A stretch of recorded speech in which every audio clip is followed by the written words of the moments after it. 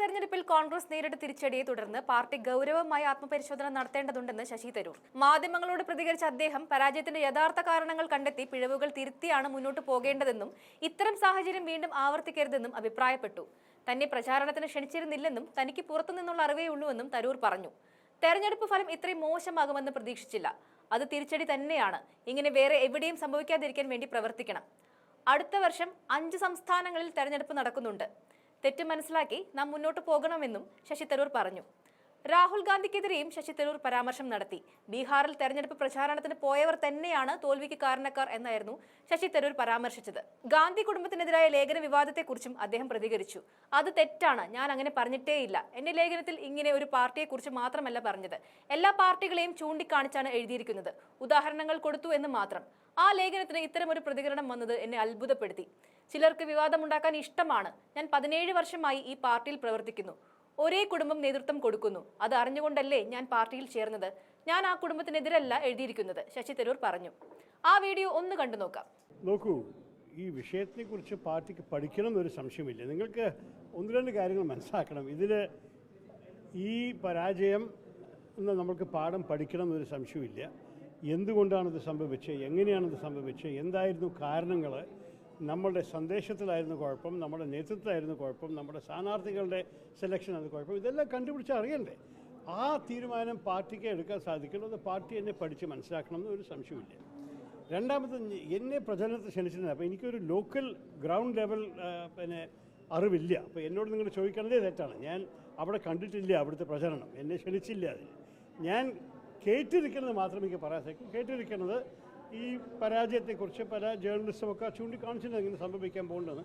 ഇത്ര മോശമാവുന്ന ആരും പ്രതീക്ഷിച്ചില്ല. അത് ഞങ്ങൾക്കൊരു ഒരു ഒരു തിരിച്ചടി തന്നെയാണ്. നമ്മൾക്ക് അതിനെക്കുറിച്ച് നല്ലോണം ചിന്തിക്കണം. അതിനെക്കുറിച്ച് എങ്ങനെയാണ് ഇങ്ങനെ വീണ്ടും വേറെ എവിടെയും സംഭവിക്കാതിരിക്കാൻ നമുക്ക് പ്രവർത്തിക്കേണ്ടത്. അടുത്ത വർഷം 5 സംസ്ഥാനമുണ്ട്. അതിലത്തെ 2 നമുക്ക് പ്രധാനപ്പെട്ട റോൾ ഉണ്ടാവണം, കേരളത്തിലും ആസാമിലും.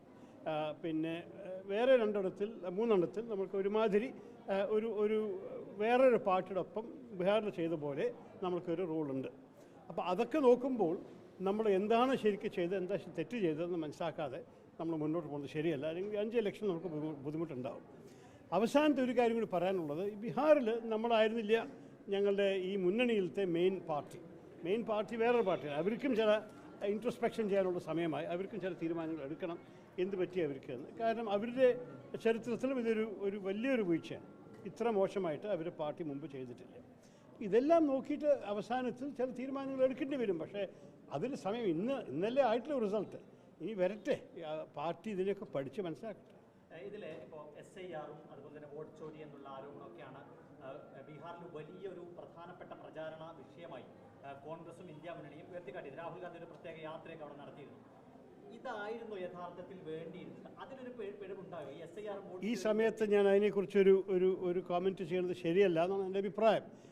പാർട്ടിയിൽ അങ്ങനെയൊക്കെ പറഞ്ഞവരെന്നെ അതിനെക്കുറിച്ച് ചിന്തിക്കട്ടെ. അവർക്ക് അവരുടെ അഭിപ്രായമുണ്ടെങ്കിൽ അത് അടിസ്ഥാനത്തിൻ്റെ ഒരു ബേസിസ് അവർ പറയട്ടെ. എന്തുകൊണ്ടാണ് അങ്ങനെ അവർ ചിന്തിച്ചത്. ഞാൻ പറഞ്ഞു, ഇതിൽ ഞാൻ വലിയ ഇൻവോൾവ് ആയിരുന്നു. നിങ്ങൾ എന്നെ ഇതിനെക്കുറിച്ച് പിടിക്കണതിൽ വലിയ അർത്ഥമില്ല. കാരണം എൻ്റെ ശ്രദ്ധയിൽ ഈ കാര്യത്തിൽ കുറച്ച് ദൂരത്തിനേ വന്നിട്ടുള്ളൂ. അത് തെറ്റാണ്. ഞാൻ അങ്ങനെ പറഞ്ഞിട്ടേ ഒരു വിമർശനമേ ആയിരുന്നില്ല. ഞാൻ പറഞ്ഞതൊക്കെ മുമ്പ് കാര്യം പറഞ്ഞതാണ്. നമ്മുടെ സാമൂഹ്യത്തിൻ്റെ അകത്ത് ഈ ഓരോരോ കുടുംബത്തിൻ്റെ അകത്ത് ചില നേതൃത്വം ഇങ്ങനെ പോയിക്കൊണ്ടിരിക്കണം. നമ്മുടെ പാർട്ടി ഞാൻ എൻ്റെ ആർട്ടിക്കിളിൽ എൻ്റെ ഒരു പാർട്ടിയെക്കുറിച്ച് മാത്രമല്ല പറഞ്ഞിട്ടുള്ളത്, എല്ലാ പാർട്ടികളെയും ചൂണ്ടിക്കാണിച്ചിട്ടാണ് ഞാൻ എഴുതിയിരിക്കുന്നത്. പല ഉദാഹരണങ്ങൾ കൊടുത്തു എന്ന് മാത്രമേ ഉള്ളൂ. ഇത് മാത്രമല്ല, ഞാൻ മുമ്പ് പറഞ്ഞ കാര്യങ്ങളുമാണ്. നമ്മുടെ സാമൂഹ്യത്തിൻ്റെ എങ്ങനെയാണ് നമ്മുടെ സാമൂഹ്യം നടക്കുന്നത്. ഒരു ആക്ടറിൻ്റെ മകൻ ഒരു ആക്ടറാവുന്നുണ്ട്, ഡെൻറ്റിസ്റ്റിൻ്റെ മകൻ ഡെൻറ്റിസ്റ്റ് ആവുന്നുണ്ട്, അതുപോലെ രാഷ്ട്രീയക്കാരൻ്റെ മകനും രാഷ്ട്രീയക്കാരനാവുന്നുണ്ട്. പക്ഷേ അങ്ങനെ ചെയ്താൽ മതിയോ? നമ്മുടെ ജനാധിപത്യത്തിന് നല്ലതാണോ എന്നാണ് ഞാൻ ചോദിക്കുന്നത്. ആ ചോദ്യം ഞാൻ മാത്രമല്ല ചോദിച്ചിരിക്കുന്നത്. 2017 രാഹുൽ ഗാന്ധി ബർക്ക്ലിയിൽ പ്രസംഗിച്ചൊരു കാര്യമാണത്. അദ്ദേഹം തന്നെ പറഞ്ഞൊരു കാര്യമാണ്. അപ്പോൾ എനിക്ക് ഇതിൽ വലിയൊരു അതിശയം തോന്നിയത്, എന്താണ് ഇങ്ങനെ ഒരു റിയാക്ഷൻ വന്നിരിക്കുന്നത്. ചിലവർക്ക് വിവാദം ഉണ്ടാക്കാൻ ഇഷ്ടമാണ്, പക്ഷേ ഇത് വലിയൊരു അത് ശരി. എന്നെ രാജിവെക്കാൻ എല്ലാവരും ആഗ്രഹിക്കട്ടെ, ഞാൻ നോക്കാം. ഇനി വേറെ എന്താണ്? എന്നാൽ ഞാൻ 16-17 വർഷമായിട്ട് ഈ പാർട്ടിയുടെ അകത്ത് പ്രവർത്തിക്കുന്നു. ഒരേ കുടുംബത്തിൻ്റെ നേതൃത്വം തന്നെ. അത് അറിഞ്ഞിട്ടല്ലേ ഞാൻ പാർട്ടി കയറിയത്. ഞാൻ ആ കുടുംബത്തിനെതിരെല്ലാം എഴുതിയിരിക്കണം. ഞാൻ പറയാം, നിങ്ങളൊരു തെറ്റിദ്ധാരണ ആർട്ടിക്കിൾ ശരിക്കും വായിച്ച് നോക്കൂ. അതല്ല ഞാൻ പറഞ്ഞിരിക്കുന്നത്. അപ്പോൾ ഞാൻ എങ്ങനെ അതിൻ്റെ അടിസ്ഥാനത്തിൽ രാജിവെക്കും? എന്താ 17 വർഷമായിട്ട് അവരും പ്രവർത്തിച്ച ശേഷം അവരെൻ്റെ പറഞ്ഞ് രാജിവെക്കും? അതിൽ അർത്ഥമുണ്ടോ? എനിക്ക് രാജിവെക്കാൻ ആവശ്യമുണ്ടെങ്കിൽ അതിൻ്റെ സമയം വന്നാൽ നിങ്ങൾക്കൊക്കെ അറിയും. പക്ഷേ ഇപ്പോൾ ഒരു വ്യക്തി എന്തോ ശരിക്കും വായിക്കാതെ, കാണാതെ, കേൾക്കാതെ ചില കാര്യങ്ങൾ പറയുമ്പോൾ അതിനുവേണ്ടി അതിൻ്റെ അടിസ്ഥാനത്തിൽ എനിക്ക് രാജിവെക്കാൻ ആവശ്യം.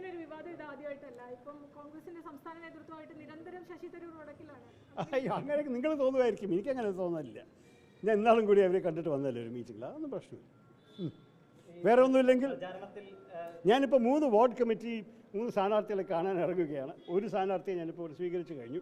നമുക്ക് ഇലക്ഷൻ ഉണ്ടല്ലോ. അപ്പോൾ ഇവിടെ നിന്നിട്ട് വെറുതെ ഒരു കോമൻട്രി അടിച്ചിട്ട് പോരാ. ഞാൻ ഇറങ്ങട്ടെ.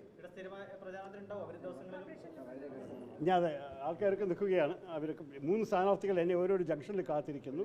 ഒന്ന് ഇറങ്ങട്ടെ. കൊഴുത്തിക്കാട് ജംഗ്ഷൻ നിങ്ങൾ തന്നെ വന്നോളൂ. കൊഴുത്തിക്കാട് വലിയ ദൂരമില്ല. ഇവിടെ അടുത്ത് വന്ന് കണ്ടോ. സ്ഥിരമൊന്നും ഉണ്ടാവില്ല. പാർലമെൻറ്റ് വരാൻ പോകുന്ന എനിക്ക് വേറെ ചടങ്ങുകളുണ്ട്. ഉള്ളപ്പോൾ എൻ്റെ എല്ലാ പിന്തുണയും എൻ്റെ ആവശ്യപ്പെട്ട സ്ഥാനാർത്ഥികൾക്കുണ്ട്. അല്ല, ഇത് നോക്കൂ, നമ്മൾക്ക് ഒരു കാര്യം അറിയണം. ഇത് കുറച്ച് വൈകിപ്പോയി. കോർപ്പറേഷൻ്റെ പ്രവർത്തനം കുറച്ചുകൂടി നേരത്തെ ആരംഭിക്കാമെന്ന് പലവരും അഭിപ്രായമുണ്ടല്ലോ. പക്ഷേ ഇപ്പോഴത്തെ ഈ ബാക്കിയുള്ള സമയമെങ്കിൽ നന്നായി ഉപയോഗിക്കട്ടെ എന്നാണ് എല്ലാവരും ആഗ്രഹം. കേട്ടോ, ചില നല്ല സ്ഥാനാർത്ഥികളുണ്ട്. ഞാൻ അറിയപ്പെടുന്ന സ്ഥാനാർത്ഥികൾ എന്നെ നേരിട്ട് ആവശ്യപ്പെട്ടവർക്ക് വേണ്ടി ഞാൻ ഇറങ്ങുന്നു. അത്രേ ഞാൻ പറയുന്നുള്ളൂ ഈ സമയത്ത്. പക്ഷേ പലവരും നല്ല സ്ഥാനാർത്ഥികളാണ്. കോൺഗ്രസ് പാർട്ടിയിൽ കഴിവുള്ളവരുണ്ടെന്ന് ആർക്കും ഒരു സംശയം വേണ്ട. പ്രത്യേകിച്ച് നമ്മുടെ യുവ സ്ഥാനാർത്ഥികൾ ഈ തവണ നല്ലോണം യുവ സ്ഥാനാർത്ഥികൾ ഇറങ്ങിയിട്ടുണ്ട്. അവർക്ക് കഴിവുണ്ട്. ചില പുതുമുഖങ്ങൾ ആൾക്കാർക്ക് പരിചയം കിട്ടാനുള്ള സമയമുണ്ടോയെന്ന് മാത്രമാണ് ഒരു സംശയം. അല്ലെങ്കിൽ അവരുടെ കഴിവിനെ കുറിച്ച് ഒരു സംശയം വേണ്ട. ശബരി ഒരു എക്സാമ്പിൾ. നമ്മൾ ജയിച്ചാൽ അധികം തന്നെ നമ്മൾ മേയർ സ്ഥാനാർത്ഥിക്ക് ഒരു സംശയമില്ല. വിളിച്ച സ്ഥാനാർത്ഥികളുടെ അടുത്തേക്കേ പോകുന്നുള്ളൂ. അല്ല, പ്രചരണം എനിക്കൊരു ചുമതല. പ്രചരണത്തിൽ ഞാൻ ഇറങ്ങാൻ പോകുന്നു. 2-3 വാർഡ് കമ്മിറ്റി ഓഫീസ് തുറക്കട്ടെ.